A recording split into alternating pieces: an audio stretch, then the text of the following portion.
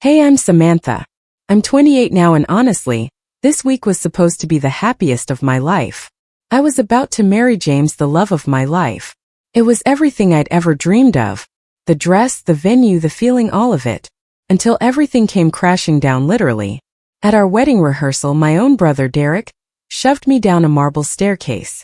And as I lay there bleeding and in shock, I looked up to see my mom laughing like it was some kind of joke. She actually said, "Don't make drama." And my dad? He just shook his head and said, "You're overreacting. It's just stairs." But in that exact moment, with pain in my body and tears in my eyes, I smiled. Because deep down I already knew I was going to change everything. I was done being quiet. Done playing the role they gave me. This was the moment I started rewriting the story of my life for good. But before I tell you what happened next, drop a comment and let me know where you're watching from. And if you've ever had to stand up to family who tried to shrink you, hit that like and subscribe. You're not alone in this. So let me take you back for a minute. I grew up in a pretty average middle-class neighborhood in Boston. Nothing too wild from the outside. But inside our home, there was a very clear rule. Derek was the golden boy. I was just there. When I was 3, Derek was born, and from that moment on the spotlight shifted. He was the favorite, no question about it. My parents Elizabeth and Thomas expected me to be the mature one, the one who didn't need attention or praise. It was like I was supposed to understand that love and support had a limit, and most of it was already spoken for. And no, this wasn't just some sibling rivalry thing. It wasn't in my head. The way they treated us? It was consistent. Clear. I remember one time when I was 7, I'd spent weeks working on this solar system project. I painted all the planets, built this cool little orbiting model, researched every fact. I was so proud. Then, the night before the science fair, Derek, who was 4, threw a tantrum and destroyed it. And what did my parents do? Nothing to him. Instead, my mom just said, "Well, you shouldn't have left it where he could reach it." Like it was my fault. "He's just a little boy," she added. But I stayed up the entire night trying to piece it back together. I still failed. And they didn't care. That wasn't a one-time thing. That was the pattern. If I got straight A's, nobody blinked. If Derek managed CS instead of DS, oh, we were going out to dinner to celebrate. It was like my best was expected, but his bare minimum deserved applause. Then came the physical stuff. Derek started getting aggressive when he was around 8. Pinching me when no one was watching, tearing up my things, messing with me constantly. If I ever pushed back, I got in trouble. My dad would say, "He's smaller than you, Samantha. Be the bigger person." Never mind that Derek was big for his age and I was this tiny girl. Being the bigger person just meant letting him get away with it. Every single time. By the time I hit my teen years, I had built up a kind of emotional armor. I stopped expecting anything. When Derek stole money from my college fund to buy video games, my parents made me share. When he crashed my car right after I got my license, my dad paid to fix it and then said I had to split the car with Derek, even though he didn't even have a license. That kind of treatment could have broken me. Honestly, it almost did. But instead it made me stronger. It made me resilient in a way they never saw coming. And that's where the Rehearsal story begins. I threw myself into school and every after-class activity I could find, anything to keep me out of our toxic house. By 16, I was working part-time jobs and saving every dollar like my future depended on it, because honestly, it did. The morning after I graduated high school, I packed my bags and left. I had a partial scholarship, some money I'd saved, and a job lined up waiting tables. That was enough. I barely spoke to my family during college. Holidays were tense, short visits that usually ended in drama. There was always some comment, some moment that reminded me why I left. The only person I stayed close to was my Aunt Patricia, my mom's sister. She saw through the chaos. I remember her telling me once, "Your parents can't see who Derek really is. That's not your burden to carry. Don't let their blindness dim your light." She became my safe place, the one person I could truly lean on. Even without my family's support, I flourished. After graduation, I landed a marketing job and worked my butt off to move up the ladder.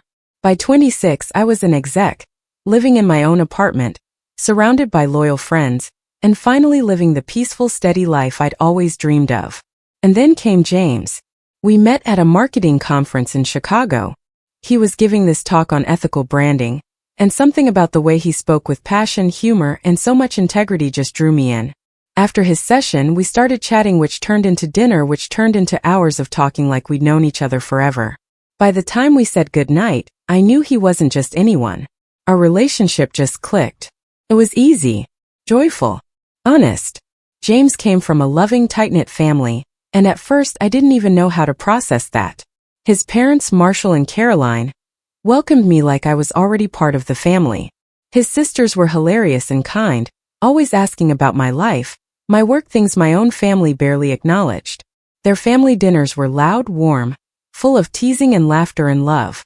It was everything I never had growing up, and everything I never realized I needed so badly. A year and a half later, James proposed. I said yes without a second of doubt. But then came the hard part, deciding whether or not to invite my family to the wedding. James knew my history. He held my hand and said gently, "This is our day. You don't owe anyone anything." Still, it was Aunt Patricia who helped me decide. She looked me in the eye and said, "You've built something beautiful despite all the pain.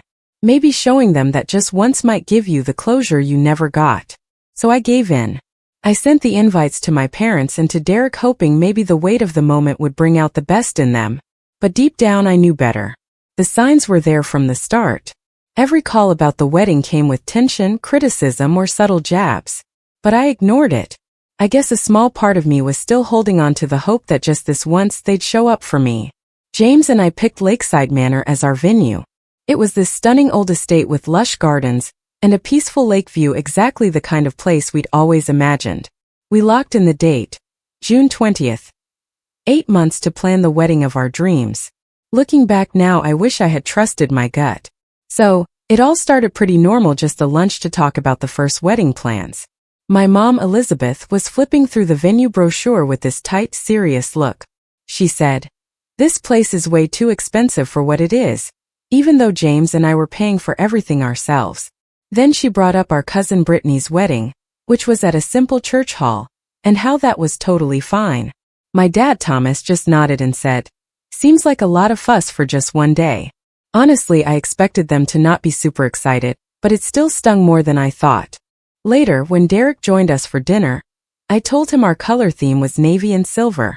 He literally snorted and said, "Sounds like a corporate event, not a wedding.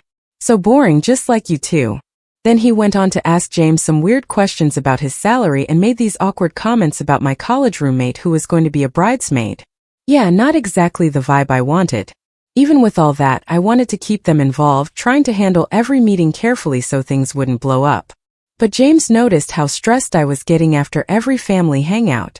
He gently said, "Maybe we should just let them step back a bit. Your peace of mind is way more important than keeping up with tradition." But I was determined to have that normal family wedding experience for once.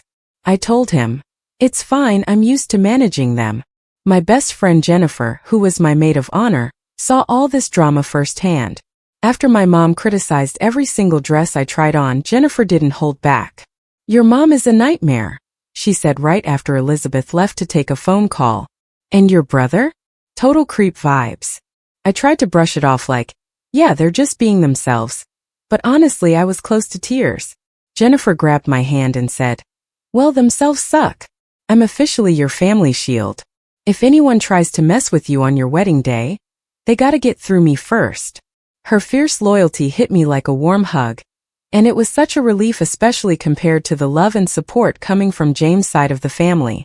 His mom, Caroline, would send me these sweet messages all the time, with ideas or just little cheers like, "Just check the weather for your big day, sunshine all the way." She reminded me that no matter what, we'd shine through anything. Then there was our wedding planner, Valerie, who turned out to be a total lifesaver. She's been doing this for over 20 years and instantly noticed the family drama during our first group meeting. When my mom spent a full half hour picking apart the menu, Valerie stepped in smoothly. She said, "We've got plenty of options to explore," then gently steered the conversation toward decisions that only James and I needed to make later. Later, she pulled me aside and said, "Look, I've seen every kind of family chaos. This day, it's all about you and James. My team and I will handle the rest." That meant everything. As the months went on, the wedding prep got busier, and my anxiety about my family grew.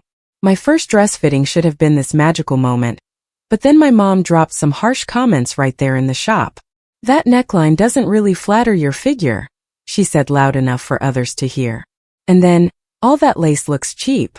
I caught the seamstress giving me this kind, understanding look, and later, she quietly showed me how beautiful the dress actually was from every angle. That helped me feel like myself again. During all this, James was my rock. Every night we'd catch up on our days, and more often than not, we'd end on a happy note talking about the things we couldn't wait to do as a married couple. "I can't wait to travel with you," he'd say, and I'd add, "and to start our own holiday traditions."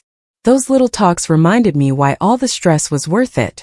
The week before the wedding, everyone came together in Boston. James' parents and his two sisters with their families stayed at the hotel where we'd reserved rooms. My Aunt Patricia was there too. My parents and Derek stayed at our family home about 20 minutes away. Our first big group dinner was tense but not a disaster. Derek took over the conversation, bragging a bit about his sales job and throwing in some not-so-subtle digs at James. My parents hung on Derek's every word, nodding like he was some kind of genius while shooting me those looks that screamed, "Why can't you be more like him?" Meanwhile, James' family was polite but clearly a bit lost on what to make of it all. Later that night, James' mom, Caroline, quietly asked me, "Is everything okay with your family? You seem a little tense around them." I shrugged it off with, "That's just how they are." Felt like the same old excuse. She squeezed my hand gently and said, "Starting tomorrow, we're your family too. And we're so happy about that." As rehearsal day got closer, I tried to stay hopeful. No matter what, I was marrying the man I loved, and I told myself no one could take away that happiness. The morning of the rehearsal was bright and clear, like a good sign. I woke up feeling excited but nervous. James was already up, making coffee in the little hotel kitchenette. "Today we practice, tomorrow it's for real," he smiled, handing me a hot mug.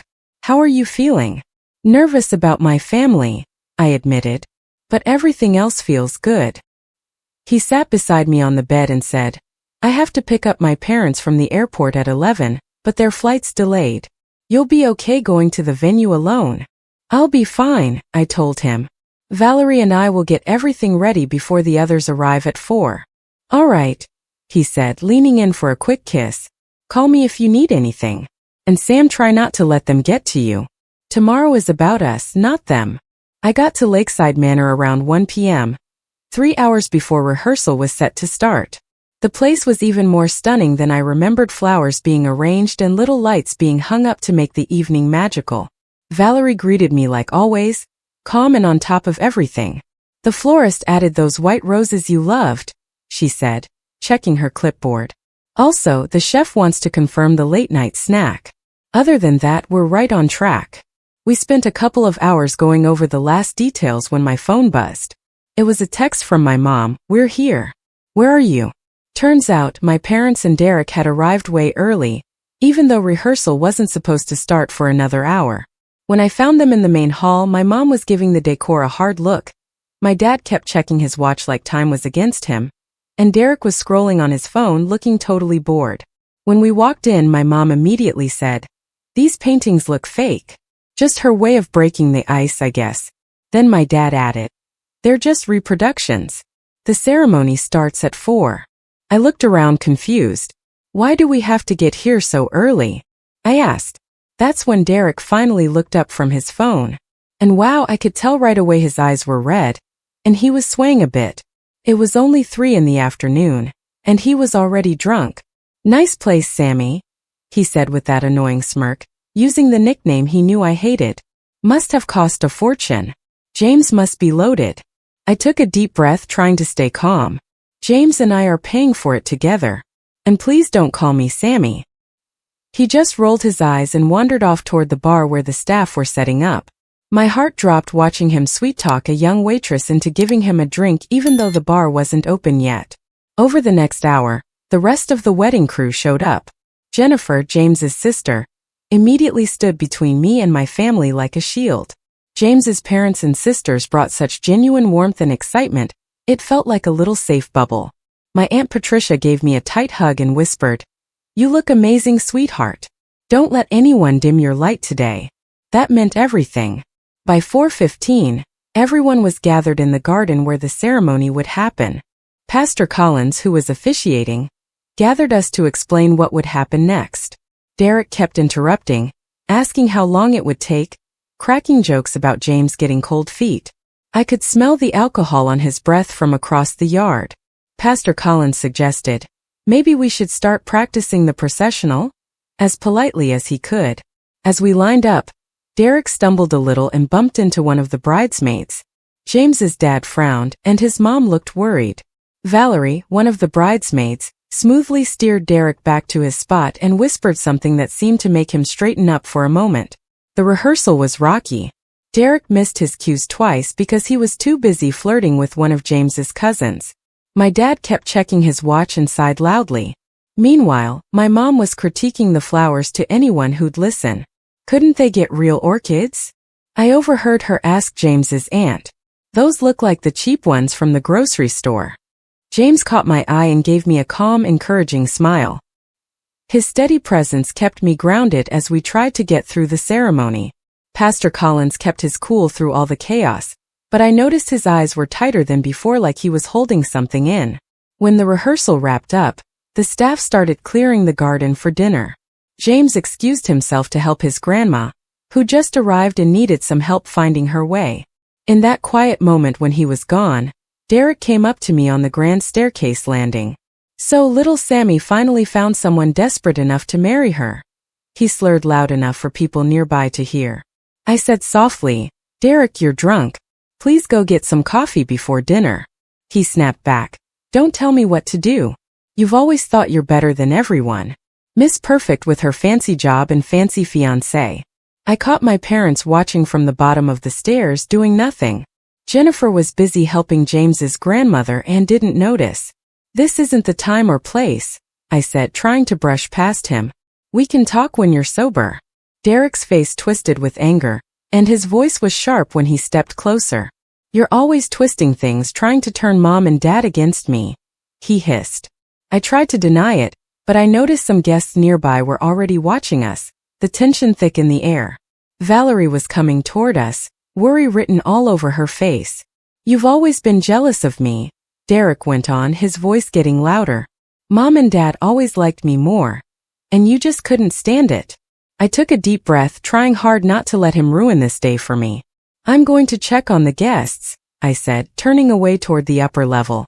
And then it happened. As I turned, Derek shoved me hard from behind, pushing with both hands. It wasn't an accident, it was on purpose. The force threw me off balance. I reached out to grab the banister but missed. Suddenly, I was falling down the marble stairs. Time seemed to stretch, every second feeling endless. I hit my head on the second step, my body twisting as I tumbled down. My arm caught on a sharp metal decoration on the banister, tearing my skin and the sleeve of my dress. The world spun and then thud. I hit the floor at the bottom of the stairs, the air knocked out of me. For a moment, everything was still and quiet. Then the pain hit. Warm blood dripped down my forehead and arm. My ankle throbbed so hard, I could already feel bruises blooming across my body. My vision blurred as I looked up and saw a circle of shocked faces staring down at me. The silence didn't last long before it exploded into chaos. Jennifer was the first to reach me, her face pale and shaking. Valerie came right after, grabbing the first aid kit and ice. Don't move her, someone said. She might have broken something. But through it all, I saw my mom's reaction clear as day. Instead of helping, Elizabeth just laughed a cold, dismissive laugh. Oh, come on, don't make drama, she said, looking around like everyone else was overreacting. My dad stood beside her, shaking his head. You're making a big deal out of nothing, Samantha. It's just stairs. Get up. Derek stayed at the top of the stairs, smirking like it was all a joke. No apology. No concern. Just that cruel little smile. Right then I realized everyone could see the real truth about my family. Jennifer was gently checking my injuries when James suddenly burst into the hall. His face went from confused to horrified in seconds. Sam, he said, kneeling beside me. What happened? Before I could say a word, his mom, Caroline, spoke up, her voice tight with anger barely held back. Her brother pushed her down the stairs on purpose. James looked up at Derek, his expression cold and hard like I'd never seen before. Then he turned to my parents, expecting them to be just as shocked and angry. But instead they looked annoyed. She tripped, my mom said, waving it off. Derek was just messing around. Siblings horseplay. My dad shrugged. Samantha's always been sensitive. Then James's dad, Marshall, stepped forward. His usual calm was gone, replaced with fierce protectiveness. I saw what happened, he said firmly. That was assault. We should call the police. My mom laughed again, fake and sharp. Police? Don't be ridiculous. They're brother and sister. Valerie was back with the first aid kit, carefully cleaning the cut on my forehead. This is going to need stitches, she said quietly, though I could tell she was shaken too. We needed to check if I had a concussion. The venue manager showed up with ice packs and even offered to call an ambulance. That's when it all started to hit me, the pain, the embarrassment, and this fierce burning anger. The rehearsal was completely ruined. Around me guests were clustered, whispering in shock. James's family looked stunned. My perfect wedding weekend was falling apart right in front of me. No ambulance, I said, trying to stay calm. Just help me up.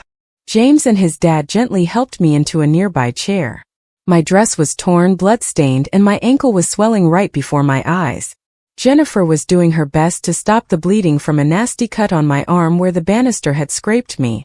James walked over to Derek, who had finally come downstairs and was casually pouring himself another drink from the open bar. You need to leave, James said, his voice low but serious. Derek shrugged like it was no big deal. It was an accident, he said, playing innocent.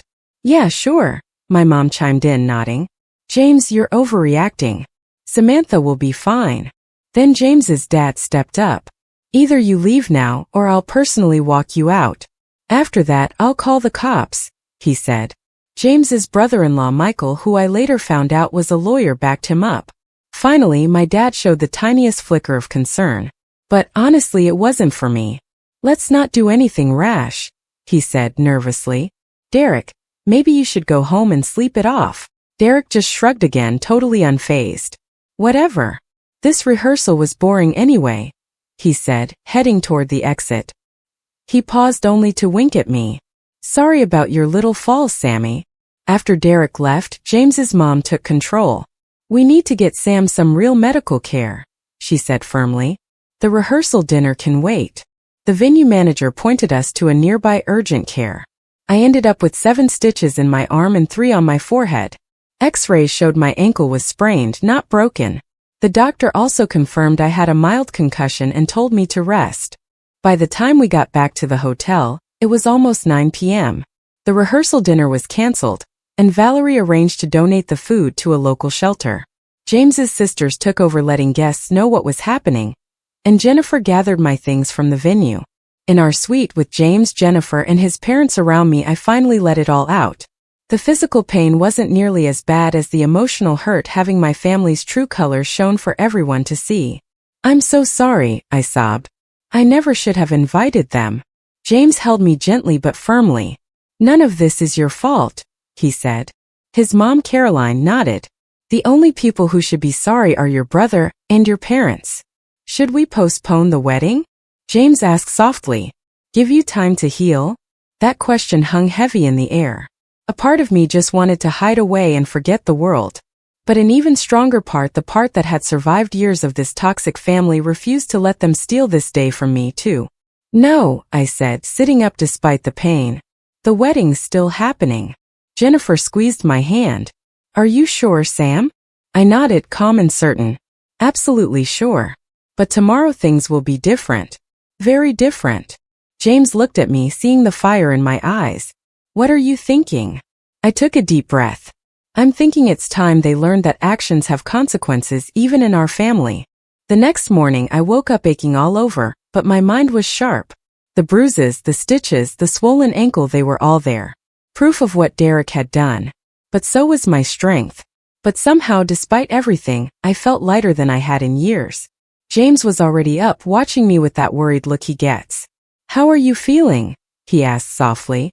Surprisingly okay, I said honestly. I think I know what I need to do now. We ended up talking for more than an hour about my plan. James was supportive but also worried. Are you sure you want to go through with the wedding today? He asked gently. No one would blame you if you postponed. I looked at him and said, I've waited my whole life to start a family with someone who truly loves me. I'm not letting my birth family steal that from me. But I'm handling things differently from here on out. James nodded, a mix of pride and concern on his face. Whatever you decide, I'm with you 100%. Then Aunt Patricia showed up at 9 a.m. She gasped the moment she saw my injuries. I didn't hold back and told her exactly what happened. Her face darkened with anger. I always knew Elizabeth favored Derek way too much, she said quietly. But this is criminal. What can I do to help? She asked. I shared my plan with her and then with Jennifer, who came by soon after with coffee and pastries. Both of them listened carefully, asking questions and throwing in ideas here and there. This is risky, Jennifer warned once I finished. Your parents might cause a scene. They won't, I said, confident now. They care way too much about how things look. Patricia nodded. Elizabeth would rather die than have people gossiping about her. That's your leverage. With their support, I started making calls. First to Valerie, calm, professional, and discreet as always. Consider it done, she said after I explained the changes I needed. Sam, I've coordinated hundreds of weddings, and honestly, I've never met anyone who deserves their perfect day more than you. Next, I called Blake, the wedding photographer, and his assistant, Tara. They took my request seriously. We've got you, Blake said. And I'll make sure these photos are backed up everywhere. By noon, everything was falling into place. The makeup artists worked wonders, covering my bruises and stitches. The salon sent their top stylist to create a hairstyle that hid the wound on my forehead. The bridal shop stayed late to add delicate lace sleeves to my dress, hiding the injury on my arm. Even a decorative ankle wrap covered the brace I needed for my sprain. When my parents and Derek showed up at the venue, they acted like nothing was wrong. My mom even looked annoyed when she saw my new look. Was changing your hair and dress really necessary? She asked, sounding irritated. I just smiled politely. Just a few last-minute adjustments. Derek leaned against the wall, clearly hungover and totally unapologetic. Nice cover-up job, he sneered, nodding at my forehead. No one will even notice your damaged goods. Before, comments like that would have hurt me deeply. But today, they just reminded me how far I'd come. I knew I was making the right call. Everyone, venue staff, vendors, had been quietly prepped about what was going on. The security team, who were originally just there as a precaution, now had clear orders about Derek. The DJ switched up the playlist and was ready to make announcements if needed. The officiant was totally on board with the small changes I made to the ceremony. But what meant the most was the financial plan I'd put in place, which my family had no idea about. For years, I'd been quietly helping my parents pay bills they couldn't handle: the medical insurance for my dad after he retired early, the property taxes on their home that was only getting more valuable, and even Derek's secret gambling debts. All paid from an account they never linked back to me. As the ceremony time got closer, I pulled James's dad, Marshall, aside. I'd be honored if you'd walk me down the aisle, I said. His eyes filled with tears. The honor's all mine, he said, hugging me carefully so he wouldn't hurt my injuries. When my dad showed up, expecting to walk me down the aisle, Valerie smoothly stepped in. There's been a change, she told him. You and Mom will be seated before the ceremony starts. I saw the confusion on his face from across the room. But I'm walking Samantha down the aisle, he said. Valerie smiled, calm but firm. That won't be necessary. Please join your wife. His confused look as he went back to my mom was just the beginning. They were led to the third row, not the front seats parents usually get. My mom's forced smile barely hid her outrage. Derek, who thought he'd be with the family, got stuck sitting near the back, right between James's cousins Mark and Paul, both ex-military and pretty intimidating. Everything was set. As I got ready to walk down the aisle with Marshall, Jennifer fixed my dress and gave my hand a squeeze. Ready to start your new life? She asked. I nodded. More than ready. The ceremony was even more beautiful than I imagined. Walking down with Marshall, I caught sight of James waiting for me, tears in his eyes, love shining in his smile. The pain in my ankle faded into the background as I focused on that moment. People whispered, noticing the bandage on my forehead and how carefully I walked. I wasn't hiding it. That small story of truth was there for anyone paying attention, a quiet reminder that my family's version of what happened wasn't the whole story. My parents sat stiffly in the third row, their smiles tight and empty, realizing their usual roles had been taken away. Mom's eyes kept darting nervously, worried about what others might be thinking. Dad looked lost, like he was still trying to figure out how he'd lost control. Derek, stuck between those cousins, looked bored and sulky. He even tried to flirt with a bridesmaid during the processional, but it didn't go far. Security had taken his flask when he tried sneaking it in. Pastor Collins led the ceremony with such warmth. When he talked about family not just by blood, but the people we choose to love and lean on, I saw James's parents nod, while mine shifted uncomfortably. During our vows, I added a line we hadn't rehearsed. I promise to always protect our family from harm and to build a safe, loving home with you. James gently squeezed my hands like he totally got what I wasn't even saying out loud. After the ceremony, as everyone started moving over to the reception, my plan was quietly taking shape. Instead of the usual setup, my parents ended up sitting with some distant relatives, nowhere near the family table close to us. Derek?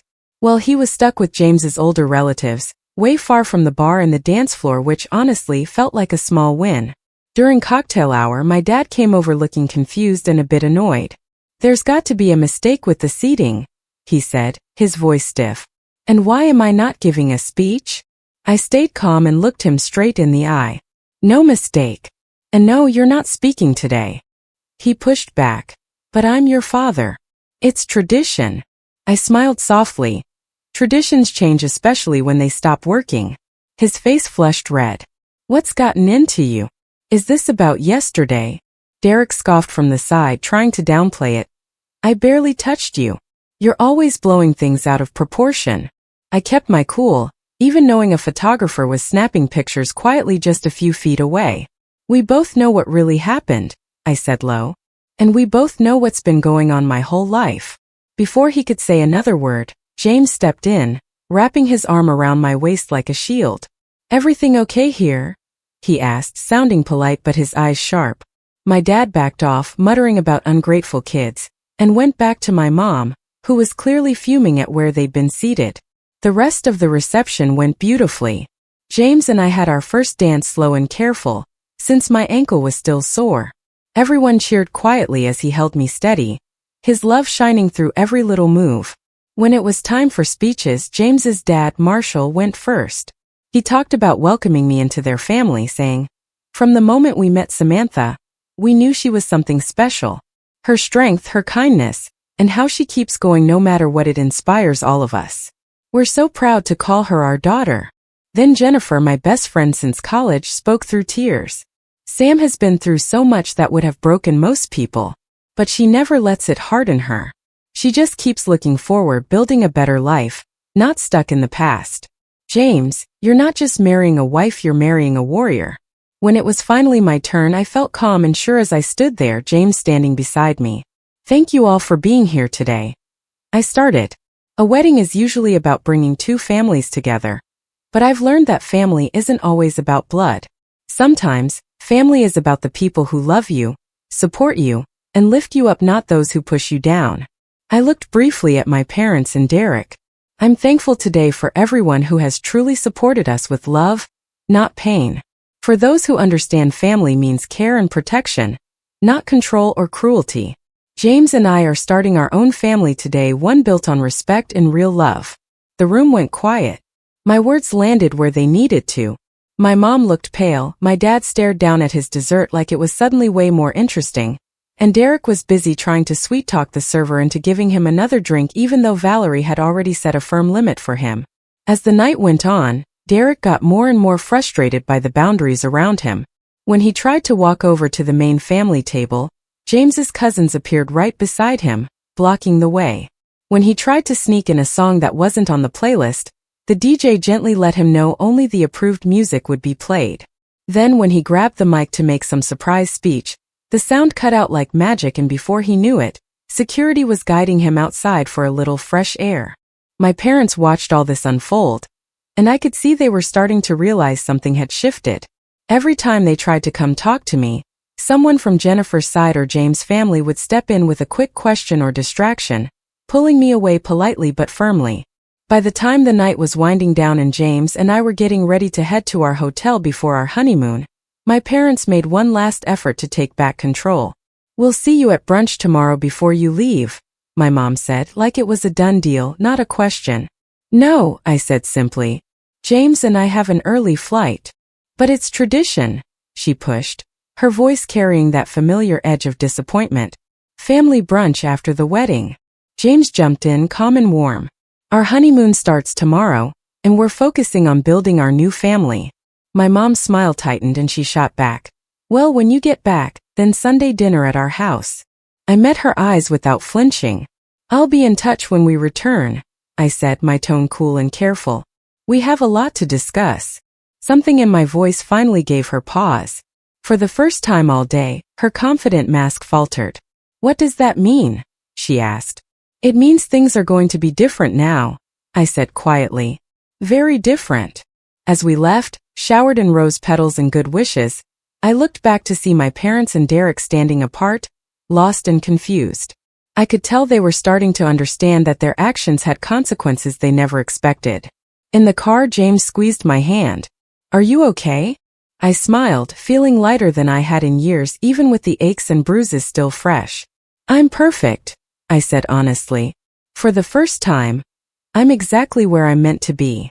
A month later, we came back from our honeymoon in Greece, sun-kissed, rested, and ready to start this new chapter. While we were away, I completely cut ties with my family, focusing on healing body and soul. My injuries healed, leaving just a small scar on my forehead, a quiet reminder of that day.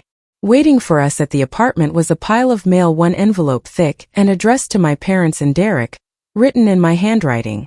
Inside were copies of the letters I'd sent them while we were gone, along with financial statements and legal papers that would change everything between us. In the letter to my parents, I laid out years of emotional abuse and favoritism with dates, names, and proof. I explained how, for the past 5 years, I'd been quietly covering some of their bills, my dad's extra health insurance, their property taxes, and condo fees in Florida. But now, those payments were stopping. I wrote, "I spent my whole adult life trying to earn your love with money and forgiveness. Now I see that nothing I do will change how our family works. So instead of trying to change you, I'm changing how I respond to you." The letter to Derek was even more direct. I told him I knew about his gambling debts I'd secretly paid off twice when his bookies came after him. I included the receipts in those threatening messages. There was even a USB drive with video from the wedding rehearsal, clear as day, showing him pushing me down the stairs. When things got serious, I made it clear. I had extra copies of the footage. I told him straight up if he ever threatened or hurt me, or anyone I care about again, I wouldn't hesitate to share this with his boss, anyone he might date in the future, and even the police if I had to. I also sent a formal letter from a family lawyer, laying down firm rules about any future contact. No uninvited visits to our home. No reaching out to James' family. No showing up at my work. If any of that happened, I'd go straight to court for a restraining order. It didn't take long for my actions to shake things up. My mom blew up my phone 17 calls the day they must have gotten those letters. I didn't pick up. My dad fired off a bunch of angry emails, but I just ignored them. Derek left voicemails that bounced between threats and desperate pleas. I saved every one as proof but didn't respond. After a week of silence from me, things started to change. My mom's messages turned tearful, saying they never meant to hurt me and didn't understand why I was tearing the family apart. My dad sent a text saying they could handle things financially without my help, but that I was just overreacting to a family fight. The only link I had to them was through Aunt Patricia, and she kept me updated. She told me reality was finally sinking in for them. My parents had realized they couldn't keep up their lifestyle without my financial support. Derek's boss got an anonymous tip about his gambling problem, just when Derek was up for a promotion. And everyone who had seen the drama at the wedding started asking questions no one could answer. "They're in shock," Patricia said after visiting. "I don't think they ever expected there'd be consequences." Elizabeth kept saying, "You'll get over it eventually." But I told her honestly, I'm over it. That's why I'm finally setting boundaries. Meanwhile, James and I were building our life together, a home filled with warmth and support, something neither of us really had growing up. We started our own traditions. Sunday dinners with friends who became our chosen family, volunteering at a local shelter, and regular game nights with James' family who had become mine. 3 months after the wedding, I started seeing a therapist who specializes in family trauma. Dr. Laurel helped me realize something huge. My family's toxic patterns were never my fault. Kids don't cause toxic families, but as adults, we do get to decide if we want to keep the cycle going or break free. With her help, I worked through years of pain. I learned to spot and fight the negative voices in my head that had been there for so long. I discovered that setting boundaries wasn't selfish, it was actually necessary to have healthy relationships. And the biggest thing? Forgiving doesn't mean you have to keep letting yourself get hurt or pretend everything's okay. About 6 months after the wedding, I got a handwritten letter from my dad. It was different from before, no excuses, no demands. Just a simple message. I've been thinking about everything. Maybe we didn't always treat you fairly. I'm sorry about what happened at your wedding. That little note was the first real apology I'd ever gotten from him. I didn't reply right away. I needed time to sort through my feelings, which I did with Dr. Laurel. Around the same time, James and I started a support group for people dealing with toxic families. What began as a small group in our living room grew into a community of people sharing advice on how to set boundaries and heal by supporting each other. It became a source of strength for me, too. And through all of this, my relationship with my in-laws grew stronger. Caroline called regularly just to check in. I started chatting more, sending little care packages with homemade cookies and sweet notes. Marshall even got me into his woodworking hobby, patiently teaching me how to build simple furniture. Meanwhile, James' sisters invited me to join their monthly lunch dates, a tradition they'd kept for years. One night, while we were cooking dinner together, I looked at James and said, "This is what family should feel like: safe, supportive, and unconditional." He wrapped his arms around me from behind, resting his chin on my shoulder, and said, "You deserve nothing less. You always did." About 8 months after our wedding, we found out I was pregnant. The happiness was real, but I also wondered if I should tell my birth family. After thinking it over and talking with Dr. Laurel, I chose to send a simple note to my parents letting them know about the baby but keeping the boundaries we'd set. Their reply was cautious but hopeful. My mom asked if she could send a gift for the baby, and my dad wondered if they could meet the child after birth. What surprised me most? They didn't pressure me or try to force a reunion through the pregnancy. Dr. Laurel said it was a small but important step. The real question was whether they were willing to take the many steps needed to actually be part of our child's life. As our first Thanksgiving as a married couple came around, James and I decided to host a dinner for our chosen family: his parents and sisters, Aunt Patricia, Jennifer and her partner, and some close friends who didn't have family nearby. By then I was 5 months pregnant, my belly growing and reminding me of all the hope ahead. That day was filled with laughter, amazing food, and so much warmth. Looking around the table, at all those faces full of love and support, I felt so deeply grateful for the family we had built. Before we ate, James stood up and raised his glass of sparkling cider, since I was pregnant. "I want to toast my incredible wife," he said. "Sam, you've shown me what real strength looks like. You've brought together a group of people who love each other for who they really are. Our child is so lucky to have you as their mom." Tears filled my eyes as everyone raised their glasses with us. In that moment, wrapped in genuine love, I realized the tough road I'd walked had brought me exactly where I needed to be. I had broken the cycle. Our baby would grow up in a home where they were truly valued, safe, and seen the things I always wanted but never got. I placed my hand on my belly just as a little kick reminded me of the life inside me. I whispered, "We're building something better, a family based on love, not duty, support, not control, honesty, not just appearances. And you will never ever doubt how deeply you are loved." What about you? Have you had to set boundaries with family? Ever had to step away from toxic relationships? I'd love to hear your story in the comments. And if this touched you, please like, subscribe, and share it with someone who might need to know it's okay to protect your peace even from family. Thanks for listening to my journey. Remember, blood might make us related, but love and respect are what truly make a family.